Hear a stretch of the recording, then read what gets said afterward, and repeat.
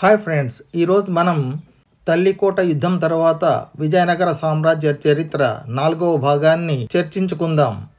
కృష్ణానది తీరంలోని తల్లికోట యుద్ధంలో బహమనీ సుల్తానుల చేతిలో ఓటమి పాలైన విజయనగర సామ్రాజ్యం పోగొట్టుకున్న ప్రాంతాలని ప్రభావాన్ని శ్రీకృష్ణదేవరాయల మనుమడు విజయనగర సామ్రాజ్య చక్రవర్తి అయిన రెండవ వెంకటపతి రాయల ఆధ్వర్యంలో పెనుగొండ సమీపంలో పెన్నా నదీ తీరంలో విజయనగర సేనలకు ముస్లిం సేనలకు జరిగిన భీకర యుద్ధంలో ముస్లిం సేనలను ఓడించి తల్లికోట యుద్ధంలో పోగొట్టుకున్న ప్రాంతాలని తిరిగి పొంది విజయనగర సామ్రాజ్య ప్రాభవాన్ని పునరుద్ధరించారు.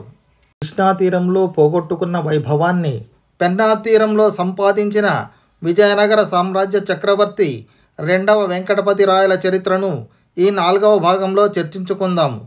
చరిత్రలోకి వెళ్లే ముందు చిన్న రిక్వెస్ట్, ఇంతవరకు నా ఛానల్ను సబ్స్క్రైబ్ చేసుకొనకుంటే దయచేసి సబ్స్క్రైబ్ చేసుకోండి. వీడియో నచ్చితే లైక్ చేయండి, షేర్ చేయండి. ఇక చరిత్రలోకి వెళ్దాం. పెనుకొండ రాజధానిగా విజయనగర సామ్రాజ్యాన్ని పరిపాలిస్తున్న చక్రవర్తి మొదటి శ్రీరంగరాయలు క్రీస్తు శకము 1586వ సంవత్సరంలో మరణించారు. వారికి ఎలాంటి సంతానము లేనందువలన తిరిగి సామ్రాజ్యంలో వారసత్వ సమస్య ఏర్పడింది.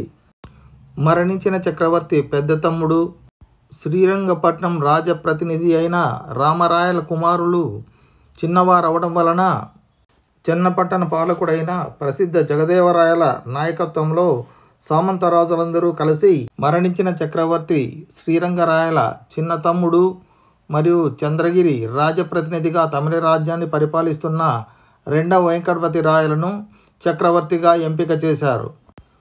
క్రీస్తు శకము 1586వ సంవత్సరం జనవరి 21వ తేదీన రెండవ వెంకటపతి రాయలు విజయనగర సామ్రాజ్య చక్రవర్తిగా పట్టాభిషేకం చేసుకున్నారు. పట్టాభిషేకం జరిగిన వెంటనే రెండవ వెంకటపతి రాయలు తన రాజధానిని 7 ప్రాకారాలతో కలిగిన పటిష్టమైన కోట కింద పెద్ద అగర్త, 4 ద్వారాలు, నిర్దిష్ట దూరాలలో ఎన్నో బురుజులు, కొన్ని మలుపుల ద్వారాలు కలిగిన పెనుగొండ కోటకు తన రాజధానిని మార్చాడు. పెనుగొండ కోట భద్రతారీత్యా పటిష్టమైనదే కాక ఎన్నో చెరువులు, బావులతో పెనుగొండ కోట జల సమృద్ధిగా ఉంది. వాటిలో కొన్ని భోగసముద్రం చెరువు, తిరువేంగళనాథుని చెరువు, పాలక్కరి, పసరక్కరి, పెద్ద నాగుల బావి, చిన్న నాగుల బావి, వేలుపుల బావి మొదలైనవి పెనుగొండ కోటకు ముఖ్య జలాధారాలు. పెనుకొండ కొండపైన కూడా మరొక పట్టణం కలదు. యుద్ధ సమయాల్లో రాజకుటుంబం నివసించడానికి పెనుగొండ కొండ చివరన కిలా అనే భవనము కలదు. భవన సమీపంలోనే పెద్ద ధాన్యాగారం కలదు.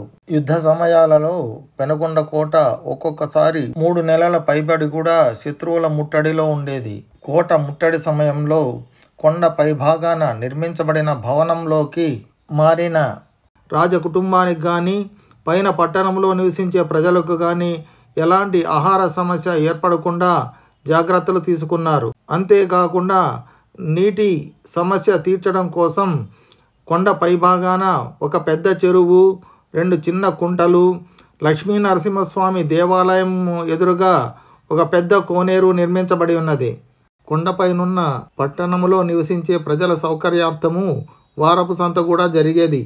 ఇలాంటి సకల సౌకర్యాలు కలిగిన తన పూర్వీకుల అనువంశిక రాజధాని అయిన పెనుగొండ నుండి రెండవ వెంకటపతి రాయలు తన పరిపాలనను ప్రారంభించారు. సింహాసనం ఎక్కిన వెంటనే రెండవ వెంకటపతి రాయలు ముస్లింలు ఆక్రమించిన ప్రాంతాలను తిరిగి స్వాధీనం చేసుకునే ప్రయత్నంలో భాగంగా గోల్కొండ రాజ్య భాగాలలోకి కొన్ని చొరబాట్లు, దండయాత్రలు చేశాడు. కొండవీటి సీమలో విజయనగర చక్రవర్తి అనుయాయులు తరచుగా సృష్టించిన సమస్యలు మహమ్మద్ కులీ కుతుబ్ షాను చికాకు పరిచాయి.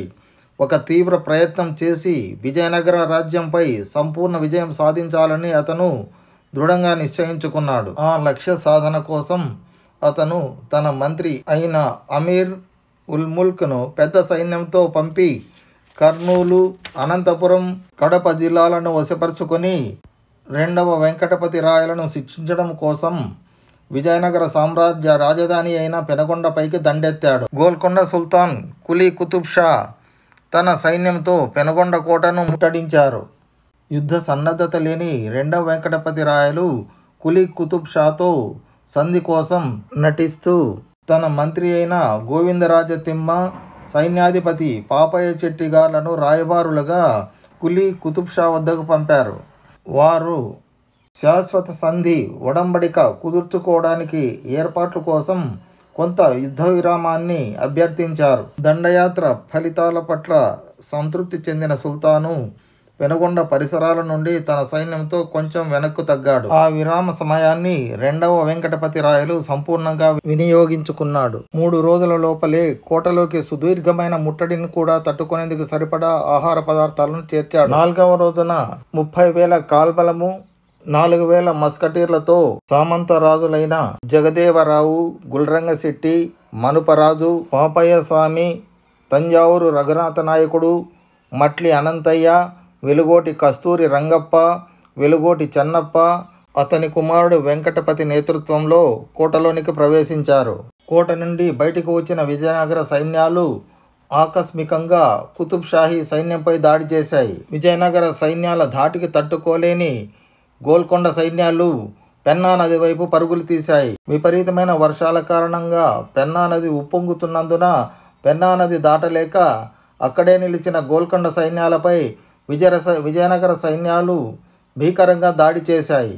ముస్లిం సైనికుల రక్తాలతో పెన్నా నది ఎర్రబడినట్లు చరిత్రకారులు చెబుతున్నారు. విజయనగర సేనలు విజయోత్సాహంతో మహమ్మదీయ సైన్యాలను వెన్నంటి తరిమి ముఖ్యమైన కోటలను ఆక్రమించుకొని 2 రాజ్యాల మధ్య కృష్ణానది సరిహద్దు అని గోల్కొండ సుల్తాను అంగీకరించక తప్పదన్నట్లు చేశారు. ఈ యుద్ధంలో రఘునాథ రాయల వీరత్వాన్ని రఘునాథ అభ్యుదయం అనే కావ్యంలో చాలా గొప్పగా వర్ణించబడింది. ఈ యుద్ధం ద్వారా తల్లికోట యుద్ధంలో పోగొట్టుకున్న పూర్వపు విజయనగర సామ్రాజ్య భాగాలన్నీ తిరిగి స్వాధీనపరుచుకున్నాడు. సామ్రాజ్యపు పూర్వపు ఎల్లలు పునరుద్ధరించాడు. అలాగే పాత సంపదను, వైభవాన్ని పునరుద్ధరించాడు. అరవీటి వంశంలోకెల్లా శక్తివంతమైన పాలకుడుగా గుర్తించిన రెండవ వెంకటపతి రాయలు తన తాతగారైన శ్రీకృష్ణదేవరాయల పరిపాలనను ప్రజలకు గుర్తుకు తెచ్చారు. బీజాపూర్ సుల్తాను ఇబ్రహీం ఆదిల్ షా 2 దాడులను తిప్పికొట్టాడు. రెండవ వెంకటపతి తన పాలన ప్రారంభం నుండి కూడా అంతర్గత తిరుగుబాటులతో నిరంతరం పోరాడుతూనే గడిపాడు. మధుర, జింజి, వెల్లూరు నాయకులను తన యుద్ధ నైపుణ్యంతో తనకు అధీనంగా ఉండేటట్లు చేసుకున్నాడు. దక్షిణ దేశపు సామంతులపై అధిక నియంత్రణ సాధించడానికి కాబోలు అతను క్రీస్తు శకం 1602వ సంవత్సరంలో తన రాజధానిని చంద్రగిరికి మార్చాడు.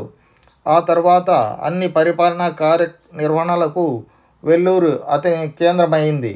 రెండో వెంకటపతి ఆస్థానానికి మొఘల్ పాదుషా అక్బర్ తన సార్వభౌమత్వం అంగీకరించవలసిందిగా రాయబారం పంపినట్టు తెలుస్తుంది.